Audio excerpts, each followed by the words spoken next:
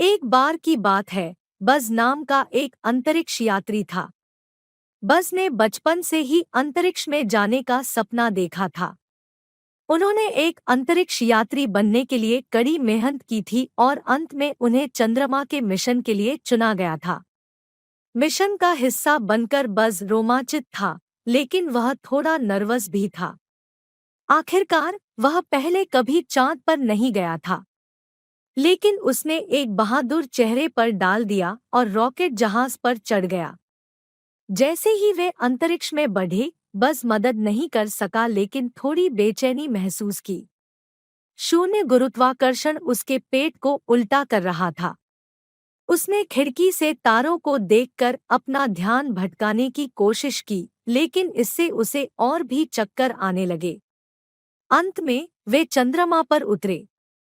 बस जहाज से बाहर निकलने वाला पहला व्यक्ति था जो तलाशने के लिए उत्सुक था। वह लुभावने दृश्यों को लेते हुए अपने अंतरिक्ष सूट में इधर-उधर उछला। तभी उसने इसे देखा, एक विशाल चांद की चट्टान। बस भीख मांगते हुए चढ़ाई की। बस विरोध नहीं कर सका। वह धीरे-धीरे लेकिन निश्चित रूप से चढ़ना शुरू कर दिया, जब तक कि वह लगभग शीर्ष पर नहीं पहुंच गया। लेकिन फिर आपदा आ गई। बस का स्पेस सूट खराब हो गया, जिससे उसे एक जोर का पाद निकलने दिया। चांद के बंजर परिदृश्य में ध्वनि गूंज उठी। बस गिर गया था। उसने अभी-अभी चांद पर पाद निकाला था, सभी जगहों पर।